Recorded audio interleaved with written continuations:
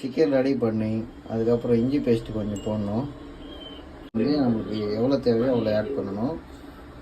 கொஞ்சம் கூட ஆட் பண்ணிக்கலாம், நிறைய கூட ஆட் பண்ணிக்கலாம், அது நம்ம இஷ்டம். அதுக்கப்புறம் நம்ம சில்லி பவுடர் ஆட் பண்ணிக்கணும். நம்மளுக்கு எவ்வளோ தேவைப்படுதோ அவ்வளோ ஆட் பண்ணிக்கணும். நான் தேவையான அந்தளவுக்கு ஆட் பண்ணிக்கிறேன். நீங்களும் எவ்வளோ ஆட் பண்ணணுமோ அவ்வளோ ஆட் பண்ணிக்கோங்க. இது நம்ம கொஞ்சம் தான் போடணும், அதிகமாக போடக்கூடாது. அதிகமாக போட்டோம்னா சாப்பிட முடியாது. சிக்கன் மசாலா கடையில் கிடைக்கும், அது நீங்கள் இதில் யூஸ் பண்ணிக்கலாம்.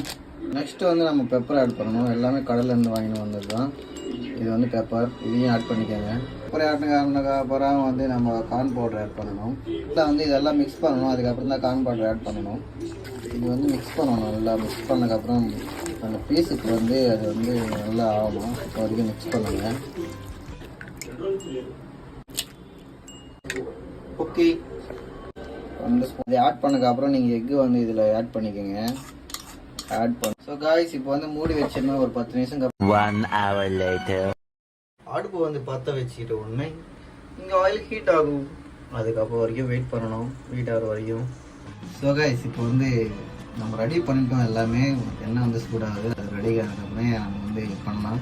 வீட்டில் மேக் பண்ணால் எப்படி இருக்கு? நான் நிறைய டைம் வெளியே சாப்பிட்ருக்கேன். ஆனால் வீட்டில் இதான் மேக் பண்ணுறேன். ஃபஸ்ட் டைம் மேக் பண்ணுறேன்.